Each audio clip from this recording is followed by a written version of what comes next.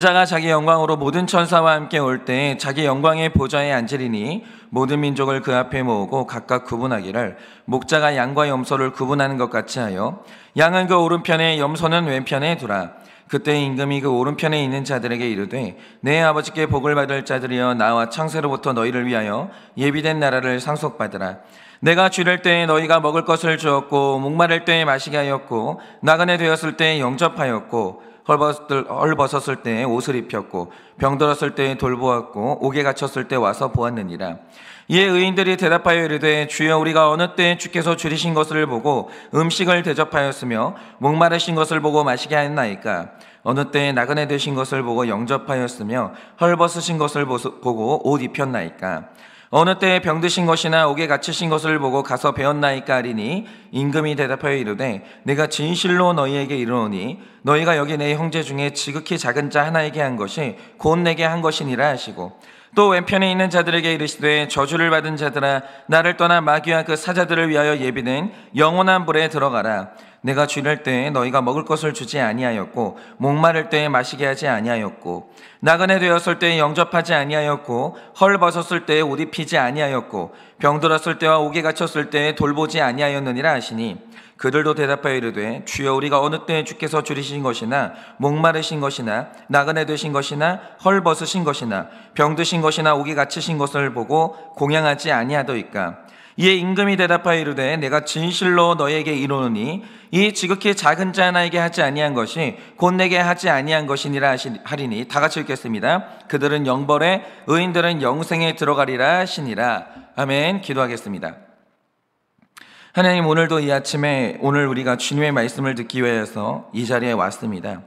하나님, 오늘도 주님의 말씀을 듣고 또 주님이 오르신 그 십자가를 따라가고자 하오니 하나님, 이 말씀을 잘 따라가 결국 우리가 십자가에 올라가게 하시고 그 십자가 위에서 완전히 죽어 다시 부활하는 우리가 될 수 있도록 오늘도 말씀을 허락하여 주시옵소서. 말씀하시면 잘 듣겠습니다. 예수님의 이름으로 기도드립니다. 아멘. 네, 여러분이 지난 금요일부터 이어지고 있는 말씀의 흐름을 좀 아셔야 되는데요. 제가 계속 말씀드린 것처럼 복음이라는 것은 하나님이 우리를 사랑하신다라는 것도 복음이 맞습니다. 그래서 하나님이 우리를 이제 구원하시고 천국으로 데려가신다, 이것도 복음이 맞아요. 그러니까 성경이 말하는 복음 중에는 읽으면 기분 좋은 내용이 분명히 있습니다. 그런데 이것만 복음이다, 기분 나쁜 것은 복음이 아니다, 이러면 그게 기복이 되는 거고요. 성경은 66권 전체가 다 이제 복음인 거예요. 그러면 성경 안에 있는 또 다른 복음이 뭡니까? 모든 사람에게 장차 환난이 오니까 미리 준비해라. 환난이 없을 수는 없으나 감해질 수는 있다. 이게 복음이라는 거예요. 장차 올 환난의 말씀, 이것도 복음이라는 거죠. 그런데 지난 금요일부터 말씀을 쭉 보면 또 하나의 복음을 예언하시는데 그게 뭡니까? 우리 삶에서 예수님이 잠깐 사라지시는, 하나님이 침묵하시는 존재의 공백, 하나님이 나에게 침묵하시는 아무것도 알려주지 않는 지식의 공백의 시간이 반드시 온다라는 거예요. 반드시 와요. 그런데 제가 기독교 고전에 속한 책들을 좀 읽어보면요, 하나님의 부재 혹은 하나님의 침묵은 어떤 특정한 사람에게만 경험되는 게 아니라 심지어 예수님도 경험한 시간이에요. 그러니까 예수 믿는 사람 중에, 하나님 믿는 사람 중에 하나님이 사라진 것 같은, 하나님이 침묵하신 그 시간을 경험하지 않은 사람은 아무도 없어요. 예수님이 겟세마네 동산에서 피땀 흘리면서 기도하셨는데 하나님이 그 시간에 아무 응답도 하지 않으십니다. 그러니 당연히 우리한테 살면서 그런 시간이 오는 거죠. 무조건 옵니다. 와요. 그런데 중요한 건 하나님의 부재, 하나님의 침묵이 영원한 게 아니라는 거예요. 주님은 반드시 오세요. 근데 오실 때 뭘 가지고 오시냐? 그 침묵의 시간, 공백의 시간에 뭘 했니? 이걸 물으러 오신다라는 거예요. 그러니까 지난 금요일부터 말씀의 메시지가 뭡니까? 하나님이 주시는 공백의 시간이 발생했을 때 너는 그 공백을 뭘로 채우겠느냐, 이거예요. 그러니까 지난 24일 말씀이죠. 금요일 말씀을 보시면 노아는 공백의 시간에 하나님의 말씀을 믿음으로 방주를 만들었어요. 하나님은 비가 온대요. 그런데 너무 오랫동안 날씨가 맑은 거예요. 비가 올 기미가 없는 겁니다. 잠잠하죠. 그때 믿음으로 방주를 만들어요. 근데 결국 주님이 찾아오십니다. 그리고 25일 말씀에서는 충성되고 지혜로운 종은 부지런히 양식을 나눠주면서 선을 쌓았어요. 그리고 주일 말씀에 등장하는 열처녀는요, 이 신랑이 안 오는 거예요. 기다리고 있는 거죠. 그 시간에 신랑이 밤에도 올 수 있으니까 등불을 켤 수 있도록 기름을 준비했는데, 저는 이 기름이 말씀이라고 생각합니다. 그날 신랑이 캄캄한 밤에 왔거든요. 이건 극심한 환난과 고난을 통해 예수님이 올 수 있다, 이 뜻인데, 평소에 말씀으로 자신을 채운 사람은요, 고난의 때에 말씀이 빛이 나면서 절대로 흔들리지 않습니다. 그런데 평소에 평안할 때 말씀의 기름을 채우지 않은 사람은요, 고난의 때 바로 딱 그때 시험 들고 넘어져요.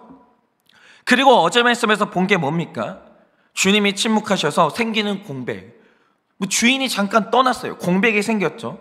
그때 우리의 신뢰를 그 공백에 채우라는 거예요. 주님이 잠시 침묵하시는 건 이유가 있어. 주님이 잠시 떠난 건 이유가 있어. 나는 그분을 신뢰해. 선한 일을 계속 하라는 거예요. 그러면 주님이 오시는 날 더 큰 것을 맡기려고 오시는 주님을 만날 수 있다라는 거죠.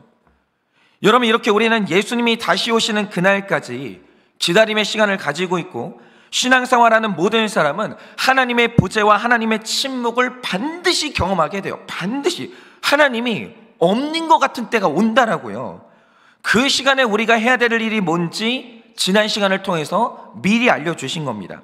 그리고 오늘 말씀을 보면 또 공백의 시간을 뭘로 채워야 되는지에 대해서 또 다른 주제가 오늘 나오게 되는 거예요. 제가 그래서 오늘 이 말씀을 드리면서 제가 나누고 싶은 이야기가 하나 있습니다. 그게 뭐냐? 제가 이제 자주 말씀드리지만 하나님이 제 인생에 많은 복들을 부어주셨는데 단연 최고의 복이 뭐냐라고 하면 저는 좋은 선생님들을 너무 많이 만났어요. 저는 배우는 게 즐거운 사람이거든요. 좋은 선생님들을 너무 많이 만난 거예요. 그래서 제가 사역자로서 첫 시작을 시작할 때 저에게 많은 것을 가르쳐 주셨던 그 목사님이 한 분 계십니다. 그래서 제가 정말 존경하는 목사님인데, 한 분은 이제 우리 목사님이 저에게 너무 귀한 가르침을 주신 거예요. 어느 날 저에게 이런 질문을 하시더라고요. 지금 우리 박현성 목사가 사역을 이제 막 시작하는 젊은 나이인데 장차 훌륭한 목회자가 되기 위해서 지금부터 준비해야 될 가장 중요한 게 뭐라고 생각해? 물어보시더라고요. 근데 저에게 이 질문을 하신 그 목사님이요, 유학파예요. 공부를 많이 하신 분이기 때문에 저는 당연히 공부를 많이 해라, 설교 능력을 키워라, 이러실 줄 알았어요. 물론 그 목사님은요, 공부를요 굉장히 중요하게 생각하셨고 본인도 평생 공부를 게을리하지 않으셨던 분이에요. 공부 중요해요. 공부 안 하는 거, 목사가 공부 안 하는 거 죄예요. 그런데 가장 중요한 게 뭐냐라고 할 때 가장 중요한 건 공부가 아니더라고요. 그러면 뭐냐라고 할 때 가장 중요한 게 뭐였냐? 그분은 관계라고 말씀하시는 거예요. 제가 그 말에 굉장히 충격을 받았습니다. 물론 목회자가 사람 만나는 직분이기 때문에 관계가 중요한 거 맞아요. 정말 중요합니다. 그런데 설교 능력보다 관계가 중요하다고? 이게 무슨 뜻인가? 이해가 안 되는 거예요. 그래서 제가 약간 헷갈려하고 있었는데 그 목사님께서 이 말을 설명해 주면서 이런 말씀을 하시더라고요. 일단 제가 우리 목사님을 감히 평가하는 건 아니고 그분의 기질에 대해서 좀 말씀을 드리자면 우리 목사님이 전형적인 ISTJ예요. 그러니까 기질 자체가 가만히 앉아서 공부하는 걸 좋아하시고 묵상하는 걸 좋아하세요. 그래서 사람을 만나고 나면 기가 다 빨리는 분이에요. 굉장히 힘들어합니다. 그리고 아니나 다를까 공부를 좋아하는 분답게 맞는 것과 틀린 것, 옳고 그름이 정확하신 분이에요. 그러니까 약간 좀 이분법적이세요. 가족이냐 아니냐, 우리 교회 성도냐 아니냐, 틀렸냐 맞았냐, 이걸 굉장히 중요하게 보시는 분입니다. 그러니까 우리 목사님이 사역을 하면서 가장 힘들었던 게 뭐냐면 목사가 목사답지 않은 사람, 이런 사람을 만나면 참을 수 없어서 힘들고, 장로가 장로답지 않을 때, 권사가 권사답지 않을 때, 성도가 성도답지 않을 때, 그게 너무 힘든 분이에요. 너무 힘들어요. 그런데 어떤 사람이 그 사람답지 않을 때 이 목사님이 힘들게 했던 그 정체가 뭐냐면 자꾸 정죄가 되고 혐오가 되는 거예요. 목사답지 않은 인간 만나면 혐오감이 느껴지고 장로가 장로답지 않을 때, 권사가 권사답지 않을 때 너무 정죄감이 올라오는 거예요. 그런데 이 목사님도 연기하는 게 안 되는 분이기 때문에 어떤 사람한테 혐오감이 느껴진다, 정죄가 된다, 편하게 만날 수가 없고 얼굴에서 다 티가 나요, 그분은. 그러니까 처음에 이 괴로움을 어떻게 처리하셨겠습니까? 혐오스러운 사람, 정죄가 되는 사람은 손절을 하고 안 보는 거예요. 다 손절이에요, 손절. 그러니까 처음에 우리 목사님 생각에는 계속 사람 미워하고 정죄하면서 죄를 짓는 것보다 그냥 손절하고 안 보는 게 낫지 않나, 그게 더 낫다라고 생각을 하신 거예요. 그리고 계속 안 맞는 사람하고는 손절을 하신 거죠. 그러던 어느 날 하나님께서 너무 이상한 일을 하신 거예요. 그게 뭐냐, 내가 절대로 용납하지 못하고 늘 손절했던 종류의 사람이 어느 날 내 자식으로 태어난 거예요. 그러니까 만약에 그 사람이 남이었으면 진작에 손절하고 안 봤을 거예요. 그런데 그 사람이 내 자식으로 태어난 거예요. 이거는 죽일 수도 없고 살릴 수도 없고 어떻게 손절할 방법이 없는 거예요. 그러니까 한 집에서 그 자녀와 계속 만나면서 너무너무 괴로워했는데, 문제는 보는 것만 해도 괴로운 그 사람이 지금 내 자식인 거예요. 내 자식인 거예요. 그러니 어느 날 깊게 한번 생각을 해본 거죠. 왜 나는 내 자녀를 사랑하는 게 이렇게 힘든가? 왜 하필이면 내 인생의 가장 큰 고통이 내 자녀가 되어야 되는가? 남들은 자녀 때문에 그렇게 자랑스럽고 행복하다고 하는데 나는 왜 내 자녀가 인생의 가장 큰 고통인가? 이걸 너무 깊게 묵상을 한 거예요. 그러다가 내린 답이 뭐냐, 하나님이 이 아이를 내 자녀로 주시는 건 이미 정해진 답이었어요. 하나님이 이미 이 자녀를 나에게 주시기로 예정됐다라는 거죠. 그런데 그 전에 이 아이와 비슷한 사람을 만나게 하시면서 내 자녀를 품는 연습을 계속 시키겠어요. 기회를 주셨다라는 거죠. 그 사람들 품었으면 내 자녀도 품을 수가 있었던 거예요. 그런데 그 연단의 시간에 내가 한 일이 뭐냐, 어떻게 사람이 저럴 수가 있나, 어떻게 장로가 권사가 집사가 저럴 수가 있나, 나는 참을 수가 없어, 이러면서 용납 안 되는 사람들을요 품으려고 노력하고 내가 변화된 게 아니라 그 사람 전부 다 손절해버린 거예요. 안 맞아, 손절. 용납 안 돼, 손절. 이해가 안 돼, 손절. 다 손절인 거예요. 그러니까 내가 변할 시간이 없었고, 그러니 비로소 용납 안 되는 그 사람이 내 자녀로 태어나던 날에 축복과 감사가 됐어야 될 만남이 가장 큰 고통으로 변해버렸다는 거예요. 하나님은 충분히 기회를 주셨어요. 그런데 내가 그 기회를 완전히 차버린 거예요. 그러면서 마지막으로 저에게 해주신 말씀이 뭐냐, 박 목사, 결국 사람을 혐오하고 사람을 싫어하는 사람은 자녀를 품는 게 힘들어져.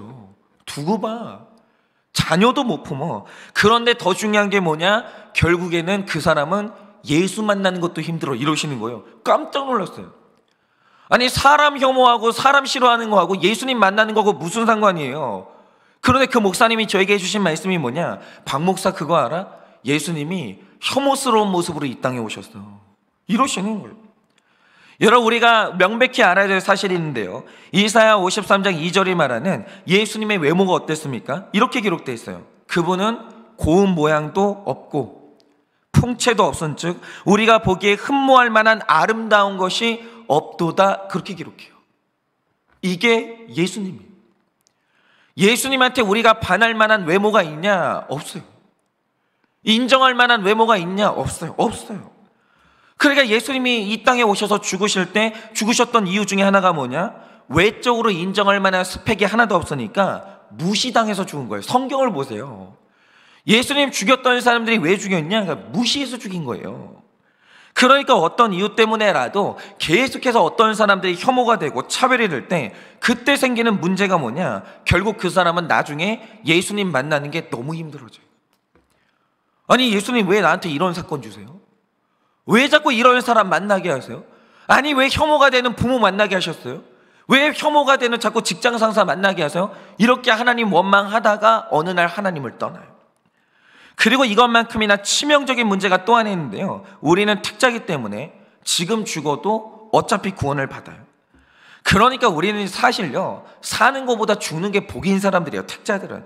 그럼에도 불구하고 하나님이 우리를 이 땅에 보내시고 일정 기간 사는 날을 허락하셨어요. 그러면 택자가 살아야 되는 이 시간의 목적이 뭐겠습니까? 이거 정확히 하셔야 돼요. 누가 뭐래도 우리는요, 이 땅에 영혼 구원 때문에 부름받은 거예요. 이것만큼은 정확히 아셔야 되는 게, 택자는요, 사명 때문에 이 땅에 왔고 사명 끝나면 가는 거예요. 그게 우리예요. 불신자의 시간은 어떤 시간인가? 구원받을 수 있도록 충분히 하나님이 기회를 주시는 게, 그게 불신자의 시간이라는 거예요. 그게 우리 구원이에요. 살아있는 날 동안 구원 받으면 구원 받는 거고, 거절하면 못 받는 거예요. 구원이 우리 삶의 중심이라는 거죠. 여러분 예수님의 인생을 보세요. 예수님은 십자가를 지시는 것이 사명이었는데 딱 십자가 질 때까지만 사셨고, 십자가 지고 나면 내 고향인 하늘로 가는 거예요. 그게 우리 인생이에요. 그런데 인간에 대한 혐오와 차별, 그리고 그 무시가 내려놔지지 않는 사람은 결국 내 사명인 영혼 구원이 안 돼요. 영혼 구원이 안 돼요. 그러니까 달란트를 못 남겼던 그 종을 한번 생각해 보세요. 무시와 혐오가 있는 거예요. 반드시 그러합니다. 그 좋은 예가 예수님의 아버지인 요셉이라고 생각하는데, 여러분은 예수님의 아버지죠. 요셉이 어떤 사람이라고 생각하세요? 마태복음 1장을 보면 마리아가 처녀의 몸으로 임신을 하는데, 이 소식을 요셉이 딱 들었어요. 그런데 그때 요셉의 반응이 뭐였습니까? 마태복음 1장 19절을 보면 이렇게 기록하고 있습니다. 그의 남편 요셉은 의로운 사람이라 그를 드러내지 아니하고 가만히 끊고자 하여 라고 했어요. 근데 이 구절을 잘 보세요. 일단 요셉은 마리아와 동침한 적이 없었어요. 그런데 가만히 보니까 마리아가 임신을 했어요. 그러자 성경이 말하는 게 뭡니까? 그는 의로운 사람이라 드러내지 않고 가만히 끊었다, 이렇게 기록해요. 그런데 우리가 이 의로움을 어떻게 해석합니까? 이 상황에서 내가 마리아를 간음으로 고발하면 율법에 의해서 돌에 맞아 죽는 형벌을 받아야 돼요. 그러니까 요셉이 너무 착해서 마리아가 죽는 것을 볼 수가 없는 거예요. 그러니까 그녀를 보호하고자 숨겨줬다, 이거를 의로웠다라는 걸 이렇게 해석해요. 그러니까 이전에 많은 사람들이 요셉의 의로움을 이런 식으로 해석을 한 거예요. 그런데 옥스포드 대학의 신학학 교수님이고 마태복음 주석을 집필한 알티 프레스 교수님이 계세요. 저명한 학자예요. 그런데 그분이 요셉의 의로움을 뭐라고 해석했냐? 그것은 자비롭거나 사려 깊었다라는 뜻이 아니라 그가 철저한 율법주의자였다라는 거예요. 그래서 죄 지은 사람에 대한 혐오감이 있었는데, 그가 더 싫어한 게 뭐냐? 그 너무 혐오가 되는 그 죄인을 내 약혼녀로 만나버린 거예요. 내 약혼녀로 만나버린 거예요. 그리고 그가 더 싫어한 게 뭐냐? 자기는 혐오스러운 상황 가운데 엮이는 게 너무너무 싫었던 사람이라는 거예요. 그러니까 보세요. 만약 요셉이 마리아의 임신을 알고 그녀를 고발했다고 하죠. 그러면 마리아가 돌에 맞아 죽는 것은 자명한 사실이에요. 그런데 요셉도 조롱당해요. 아니 도대체 약혼녀가 간음하는 동안 어떻게 모를 수가 있나? 남자가 오죽 못났으면 저렇게 여자한테 속고 사나? 이 상황에 엮이는 게 미칠 만큼 싫은 거예요. 이 사람 완전히 율법주의자거든요. 그래서 이 요셉이 가만히 끊고자 했다는 것은 이 모든 상황을 아무도 모르게 쉬쉬하면서 이 혐오스러운 상황에 엮이지 않으려는 그게 그의 최대한의 노력이었다는 거죠. 그러니까 이 마리아의 임신을 숨겼다는 말의 뜻이 뭐냐? 그게 마리아를 보호한 게 아니에요. 나를 보호한 거예요, 나를. 여러분, 율법주의자들이 이래요. 여러분, 만약에 우리 집에 어떤 일이 생겼다라고 하죠. 율법주의자들은 절대 말하지 않아요. 예를 들어서 우리 집 딸이 결혼도 안 했는데 임신했다고 하죠. 율법주의자들이 그 입 밖으로 낼 것 같으세요? 죽어도 말 안 해요. 죽어도. 무덤까지 가져가면서 꽁꽁 숨기는 거예요. 누구의 도움도 청하지 않아요. 근데 그게 누굴 위한 거냐? 자식을 위한 게 아니에요. 내 체면을 위한 거예요. 율법주의자들은 다 그래요. 그리고 요셉이 그랬다는 거죠. 그런데 이렇게 혐오스러운 방식으로 태어났던 그 아이가 누구냐? 요셉 자신을 구원하러 오신 예수님이에요. 내가 구원받으려면 예수님이 태어나야 되는데, 그 예수님이 어떤 방식으로 태어났냐? 내가 가장 혐오하는 방식으로 태어난 거예요. 그러므로 내 모든 율법주의를 내려놓고 혐오스러운 사람을 품는 것이 내 구원을 이루는 것이고, 다른 사람의 구원을 이루는 유일한 길이라는 거예요. 그런데 요셉이 마리아에 대한 혐오감, 예수님에 대한 혐오감을 끝내 내려놓지 못했다라고 하죠. 그때 일어난 일이 뭐겠습니까? 다른 사람의 영혼 구원은 뭐 또 내려놓고 내 구원이 안 되는 거예요. 내 구원이. 자, 이런 관점에서 오늘 말씀을 보시라 이거죠. 31절을 보시면 모든 공백의 시간을 끝내신 예수님이 언젠가 영광의 보좌에 앉아서 심판주로 오시는 날이 온다고 합니다. 그리고 33절을 보면 그 날에 택자를 상징하는 양은 오른편에 두고 불택자를 상징하는 염소는 왼편에 두신다는 거예요. 그런데 중요한 건 이거죠. 구원의 방향이죠. 오른쪽으로 가는 사람은 누구고 그 반대인 왼쪽으로 가는 사람이 누구냐는 거예요. 이걸 봐야 되는 거예요. 오른쪽으로 가는 사람 누구예요? 왼쪽으로 가는 사람 누구예요? 말씀을 잘 보시라 이거예요. 여러분이 오늘 말씀을 보시면 예수님이 언급하는 총 6부류의 사람이 나오는데 이런 사람들이 나오죠. 줄인 사람, 목마른 사람, 나그네 된 사람, 헐벗은 사람, 병든 사람, 옥에 갇힌 사람들이 나와요. 그런데 우리가 한번 생각해 보자 이거죠. 일단 첫 번째로 굶주린 사람이 나와요. 그런데 여러분, 굶주린 사람한테, 배고픈 사람한테 밥 한 끼 주는 게 어렵습니까? 얼마든지 줄 수 있잖아요. 그런데 오늘 말씀을 보니까 그것도 안 주는 사람이 있대요. 그러면 한번 생각해 보자 이거죠. 왜 안 줄까요? 그러니까 왜 밥 한 끼 주는 것도 그게 안 될까요? 여기서부터는 추측과 이 창조적인 상상력의 영역인데, 어떤 사람이 배고픈 사람에 대해서 인색해진다라고 하면 그 이유가 뭘까요? 배고픈 사람을 혐오하는 사람은 어떤 사람일까요? 가만히 이 자수성가하신 분들을 보면 가지는 생각들이 있어요. 나도 찢어지게 가난하게 살았어. 내가 안 해본 일이 없어. 그런데 사람이 마음만 먹으면 나처럼 성공할 수 있는 거야. 얼마든지 할 수 있어. 그런데 왜 젊은 사람이 일을 안 하고 얻어먹어? 나도 너처럼 살았어. 나는 안 얻어먹었어. 열심히 일했어. 근데 너는 왜 얻어먹으려고 그래? 그렇게 정신 상태가 썩어 빠져 있으니까 가난한 거야. 이러면서 맨날 노력, 극복 뭐 이런 걸 말하면서 굶주린 사람, 한 끼만 달라고 하는 사람을 혐오하는 사람이 있어요. 혐오하는 사람이. 그러니까 굶주린 사람이 불쌍한 사람은 밥 줘요. 근데 굶주린 사람한테 밥 한 끼 안 주는 이유가 뭐겠어요? 이 세상에는 굶주린 사람, 밥 한 끼 달라는 그 사람이 혐오스러운 사람이 있다라는 거예요.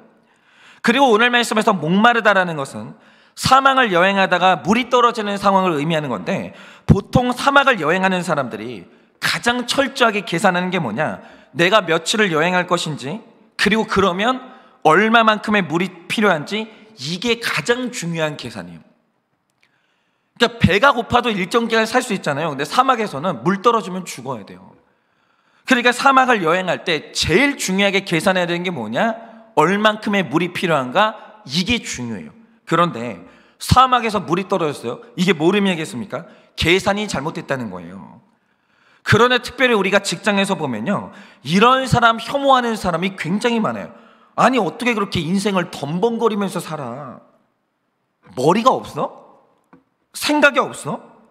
그리고 지가 생각이 없어서 저지른 실수를 내가 왜 매번 도와줘야 돼? 왜 자꾸 너 나 귀찮게 만들어?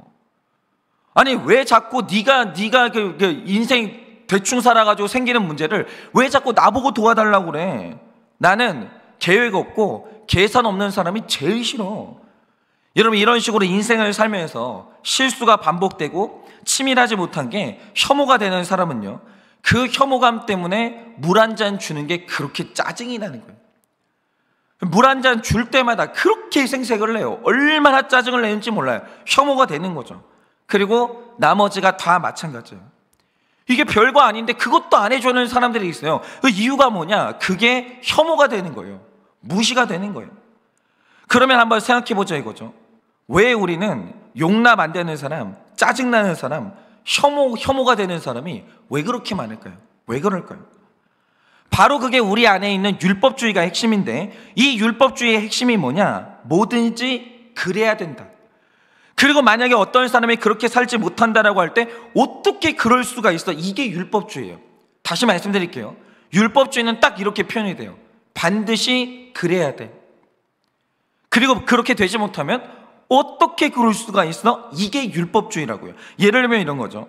제가 어릴 때 아버지를 엄청 혐오했거든요. 그런데 제가 아버지를 혐오하고 무시했던 이유가 뭐냐? 무릇 아버지는 자상해야지. 아니 돈 잘 벌어야지. 가족을 사랑해야지.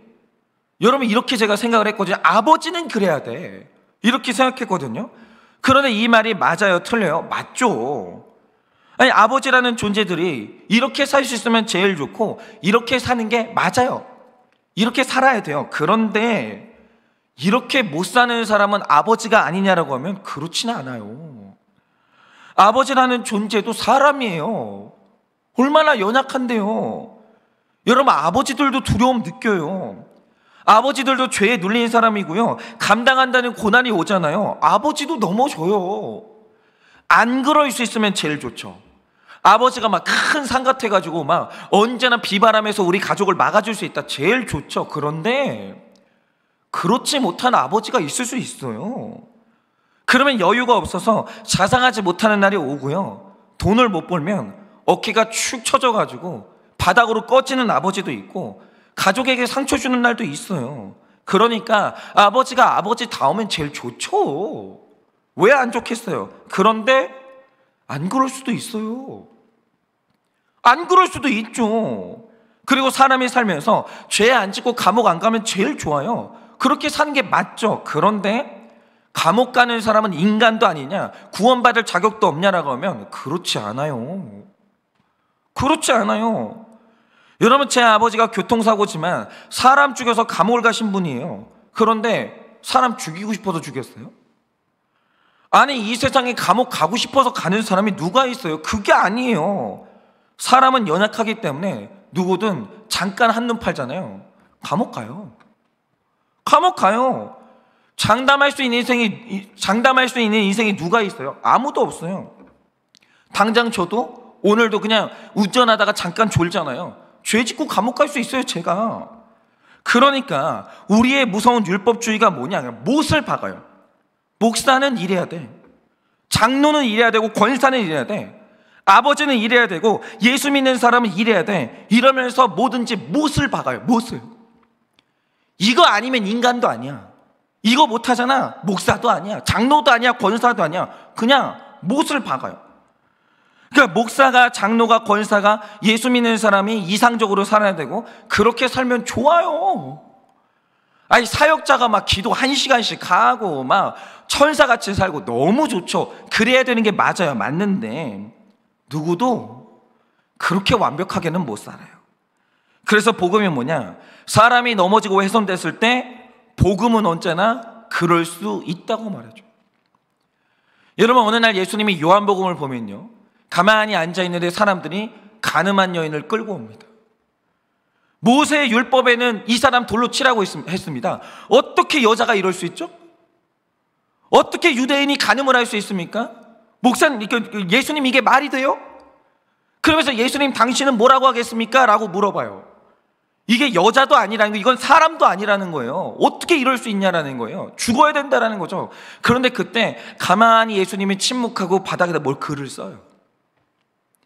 그리고 나서 하시는 말씀이 뭐냐, 그래, 맞아, 죽어야지. 근데 그러면 죽일 때 죄 없는 사람이 가장 먼저 돌을 들어. 근데 그때 사람들 중에 그 죄 없는 사람이 없거든요. 나이 든 사람부터 젊은 사람까지 하나씩 조용히 돌아가는 거예요. 그리고 마지막에 진짜 죄 없으신 예수님이 하신 말씀이 뭡니까? 나도 너를 정죄하지 않으니 다시는 그러지 마라.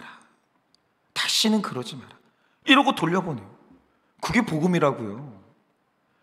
아니, 그러면 제일 좋아요. 이런 목사가 순결하게 살아야죠. 검소하게 살아야죠. 맞아요. 그럴 수 있어요. 그래야 돼요. 저도 그렇게 살려고 노력합니다. 그런데 안 되면 어떻게 할 건데요? 넘어지면 어떻게 할 건데요? 아니, 어떻게 목사가 그럴 수 있어? 라고 돌을 던지는 거, 그게 율법주의라고요. 그게 사람 죽이는 거예요. 그건 사람을 살리는 게 아니에요. 그런데 복음이 뭐냐? 다시 시작하면 된다라고 말해주는 게 복음인 거예요. 그런데 34절부터 37절에 나온 사람들의 삶이 뭡니까? 사람이 열심히 일해서 자기가 먹을 거 벌면 좋죠. 그런데 때로는 그럴 수 없어서 손 버릴 때 혐오하지 않는 거예요. 밥 한 끼 도와주는 겁니다. 목마른 사람 혐오하지 않고 물 주고, 나그네가 찾아왔을 때 문 열어주고, 그리고 헐벗은 사람 입혀주고, 병들었을 때 돌보아주고, 옥에 갇힌 사람 돌보아주고 위로해주고, 근데 이렇게 살아온 복음의 사람들이 있다라는 거죠. 그때 예수님이 하시는 말씀이 뭡니까? 굶주린 사람 먹인 건 나를 먹인 거라요. 병든 사람 돌본 건 나를 돌본 거라는 거예요. 뭐죠? 혐오를 내려놓고 사람을 품는 게 내 구원의 시작이고 영혼 구원의 시작이라는 거예요. 예수님은 그들을 내 사람으로 품는데 네가 뭔데 그 사람들을 혐오해? 그 사람은요, 사람 혐오하는 사람은요, 예수님하고도 못 만나요. 그런데 41절부터 46절의 사람들처럼 율법주의를 내려놓지 못해서 사람 혐오하고 무시하고 차별하는 사람도 있어요. 어떻게 사람이 감옥을 가? 아니, 어떻게 사람이 그렇게 일도 안 하고 밥을 달라고 요구를 해? 어떻게 물을 달라고 해? 여러분, 이런 식으로 날마다 정죄하면서 차별하면 결국 그 사람이 고통받는 게 아니라 내 구원이 좌절돼요. 말씀의 결론이 그렇잖아요. 여러분, 평생 사람 차별하고 무시하고 이거 입에 달고 사는 분들이 있죠. 어떻게 목사가 그래? 어떻게 장로가 그래? 어떻게 믿는 사람이 그래? 날마다 사람 혐오하고 차별하고 무시하는 사람이 있다는 거죠. 잘 들으세요. 내 구원도 안 되는 거예요. 왜냐? 내가 혐오하고 차별했던 그 사람 중에 예수도 있어요. 예수도 있다고요. 어느 날 그러면 그 혐오가 나한테 그대로 돌아오는데 예수님이 어느 날 나를 혐오하는 거예요. 예수님은요, 사람 혐오 안 해요. 딱 한 사람만 혐오해요. 사람 혐오하는 그 사람만 혐오해요. 오늘 예수님하고 만날 수가 없는 거예요. 그러니 여러분, 그거 빨리 버리셔야 돼요. 여러분, 그거 아십니까? 제가 장담하는데 여러분 중에 지금 사람 혐오하는 분들 있잖아요. 뭐 예를 들어서 막 좌측에 있는 사람들은 우파 혐오하고 우측에 있는 사람들은 좌측 혐오하고, 여러분 이런 식으로 막 사람 막 혐오하는 분들이 있잖아요. 여러분도 누군가에게 혐오의 대상이라는 거 아십니까? 그러니까 그게 얼마나 큰 죄인지, 그게 내 영혼 구원에 얼마나 위험한 일인지 정말 빨리 깨달으셔야 돼요. 여러분, 그거 무서운 죄예요. 여러분, 우리는 우리 믿음의 조상들이 혐오스러운 죄를 지은 사람들이에요.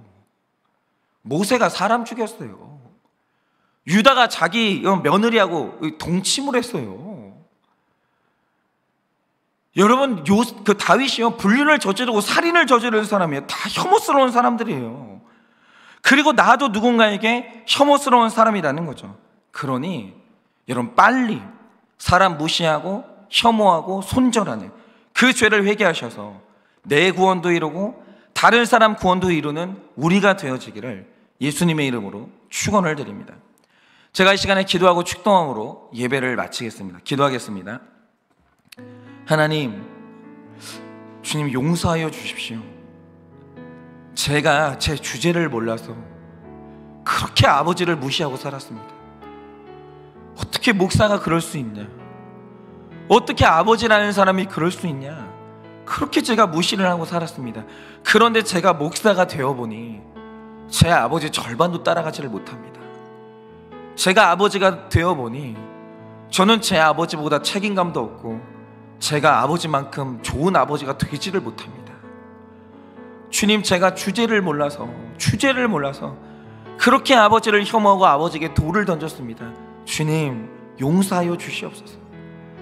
평생 제 주제를 잊지 아니하고 그 누구에게도 돌 던지고 혐오하지 않는 사람이 될 수 있도록 주여 은혜를 허락하여 주시옵소서. 또는 오늘도 지금 누군가가 혐오가 되고 누군가가 무시가 되고 자꾸 손절하고 싶은 사람이 나타나서 괴로운 우리 성도님들이 있습니다. 주님, 간절히 기도하오니 그 혐오대가 되는 사람 중에 예수님이 있다는 것도 기억나게 하여 주시고 나도 누군가에게 혐오스러운 존재라는 것을 잊지 아니하게 하여 주셔서 이제는 그 모든 율법주의를 내려놓고 정말 그 혐오스러운 사람, 손절하고 싶은 사람을 품는 자기 죄를 깨닫게 하여 주셔서 이제는 내 구원도 이루고 남의 구원도 이루는 복음의 사람이 될 수 있도록 은혜를 허락하여 주시옵소서.